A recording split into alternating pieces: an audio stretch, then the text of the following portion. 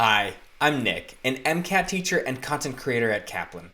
In this video, Ari, one of our expert instructors, will take you through what we've identified as one of the toughest passages on Kaplan's free MCAT practice test. This test was designed by Kaplan's question writers and validated by Kaplan's psychometrics team to be as representative of the actual MCAT as possible, so you know you're getting a great representation of what you'll see on test day. This passage from the Chem-Phys section focuses specifically on fluids, so follow along to see how Ari attacks this passage using Kaplan's passage and question strategy.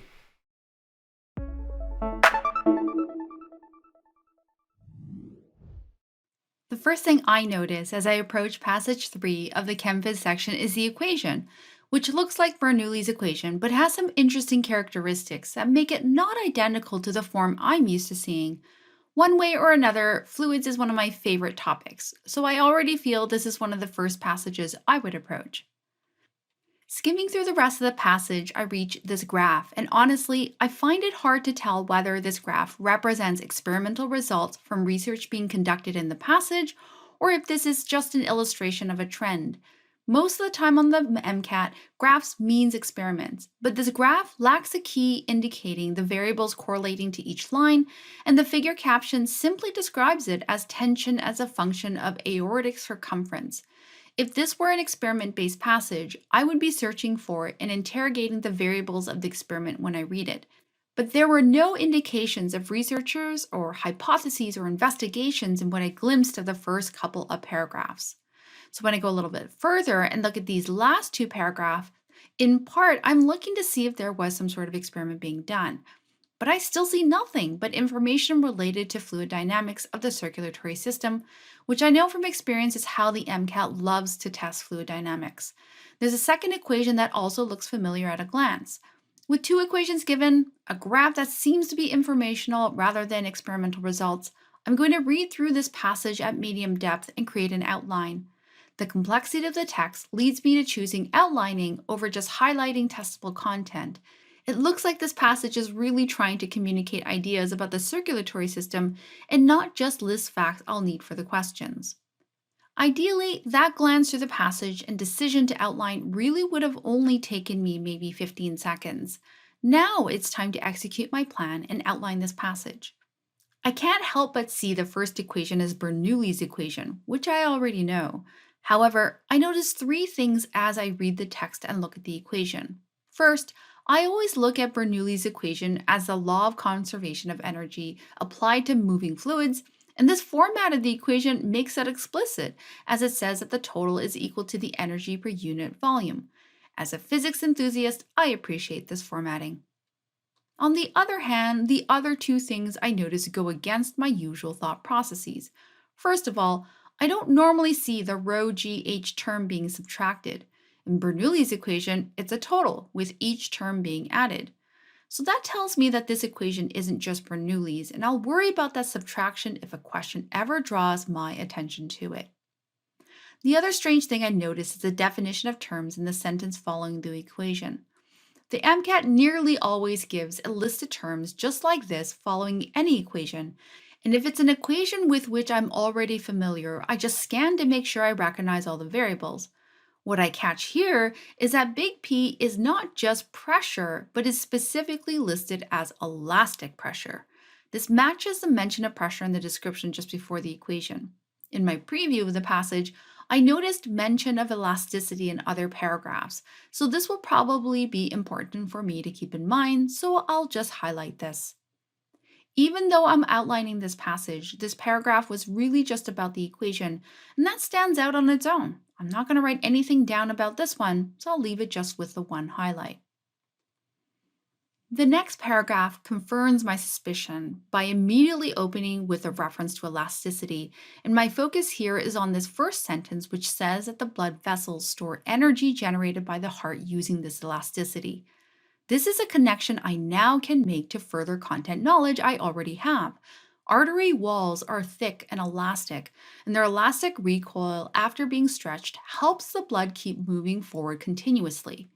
Before looking at the rest of the paragraph, I will highlight the detail about elasticity decreasing with age, as my MCAT familiarity tells me that they are likely to ask a question answered by that relationship. The second half of the paragraph focuses on the characteristics of compliance or elastance, which are defined and seem to be the real point of the graph, figure 1. I must confess, the use of the terms elastance and compliance here in relation to the usage of the word elasticity seems a little confusing to me. If any questions ask me about these terms, I'll need to be very careful and return to these definitions. The outline I write for this is going to capture that systole is when elastic potential energy is stored, and that this is where to find the stiffness terms. As for the graph itself, this really is not the time to fully analyze it. Based on experience, I'm fairly certain there will be a question that requires analysis of the graph. But the analysis is more effective and more efficient when guided by a specific question, instead of just going on a treasure hunt, noticing everything I can that may or may not answer the question. So the only thing I'll pay attention to right now is that the y-axis of the graph is the circumferential tension, and the x-axis is the percent increase in the circumference of the aorta. The next paragraph begins with diastole, and I'm having my content knowledge confirmed. Diastole is when the heart relaxes to fill with blood again and is not directly pushing the blood in the arteries forward.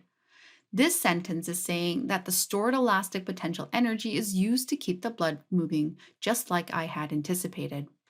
In the second half of this paragraph, the gravitational potential energy term is used to explain why blood pressure is different at different points in the body, which makes sense because the gravitational potential energy term is the same as the hydrostatic pressure equation, density times gravity times height. Beyond this, I don't want to analyze the gravitational energy term though, knowing this is where I'll return to if a question asks about the pressure differences in the body.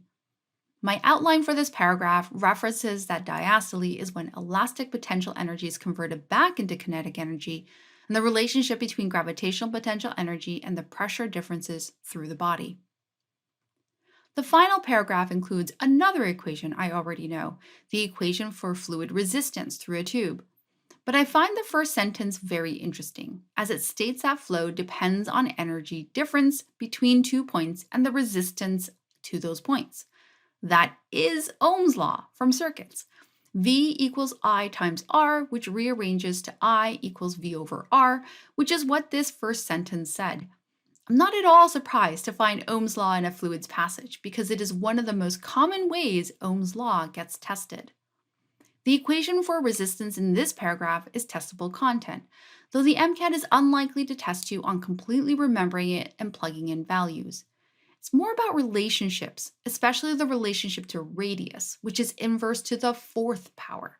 I already know this equation and all its terms, but for this paragraph, I will write down Ohm's law, rearranged to solve for flow as it's described in the paragraph.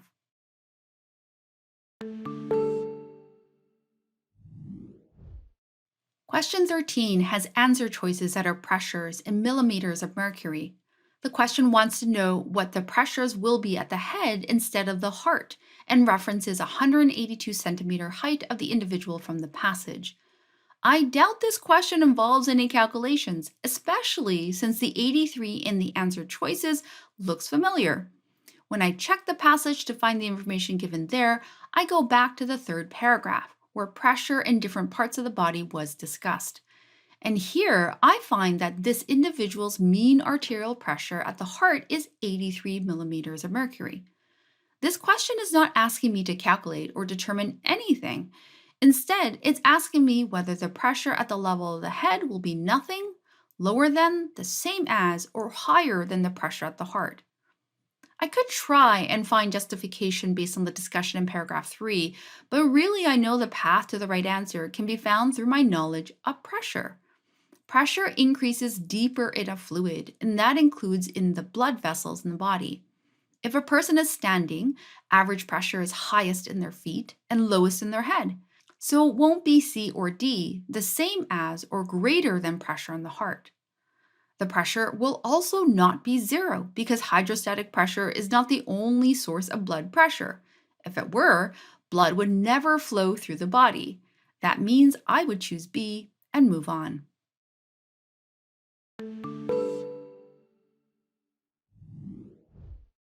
The answer choices for number 14 all involve changes related to the circulatory system.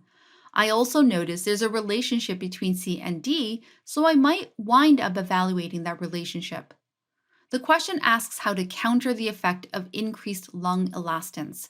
However, the information given at the top of the question is about lung compliance. Those terms were related in the passage, so I'm going to check their relationship to help me better translate this question. In paragraph 2, we were told that compliance is the ease of stretch of the tissue, whereas elastance is the inverse term, the resistance to stretch. So now I'm going to further rephrase this question. How can we counter lungs resisting stretch? My first impulse here would be to say that the muscles will have to exert more force to stretch them to get the same amount of air, which is definitionally resistance to stretch. That matches to answer choice B, because higher elastance means more force is required to move the same amount, and this would mean that the muscles do more work since work is proportional to force.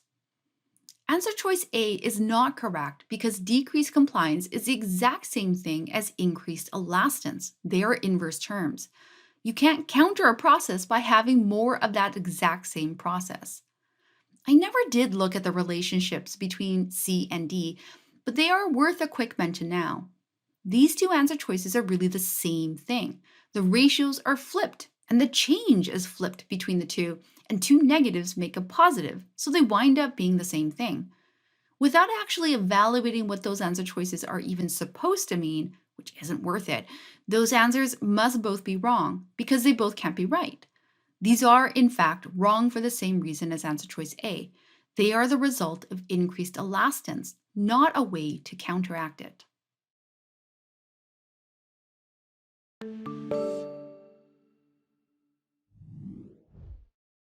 Answer choices for question 15 have age ranges and high or low elastance.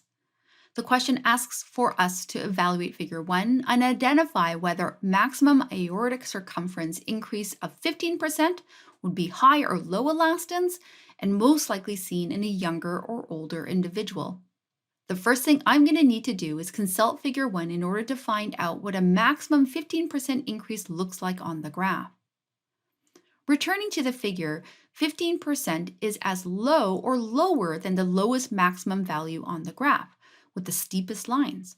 Taking a better look at the graph now, I notice that the graph shows tension versus circumference, so it's indicating how hard the tissue pushes back as the size increases. Before I can finish my prediction, I need to consult the information in paragraph 2, which I recall had the background information related to the graph. Here in paragraph 2, we are told that a steeper slope indicates less elastic tissue. The lines furthest left in the graph were the most steep, and this means the least elastic tissue. But I'm going to be very careful here because I'm finding this whole discussion on elasticity in this paragraph confusing. Confusion is something you will feel on the MCAT while consulting passages, and I always take it as a warning sign to carefully consider the information that's being given to me. In my mind, elasticity is the ability for a material to have its shape changed and then return to its original shape. This requires both deforming and returning, and I don't know which part I would personally consider to match the description of more elastic in that sentence, deforming or returning. So I'll carefully use what the passage said in order to understand what it means to be less elastic.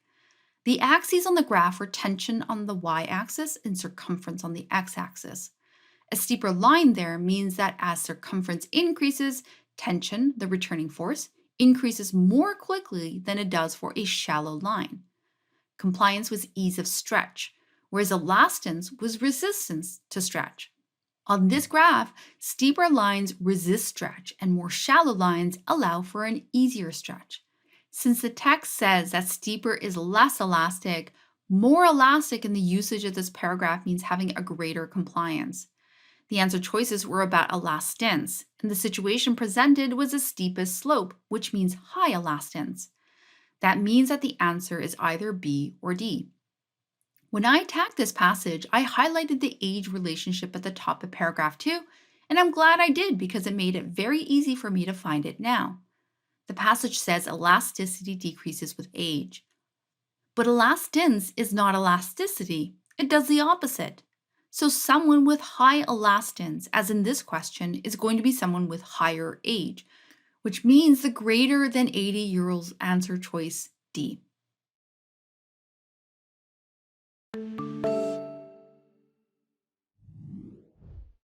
Question 16 has answer choices that come in two pairs. Two of them are locations, certain blood vessels, and two of them are time frames, systole and diastole.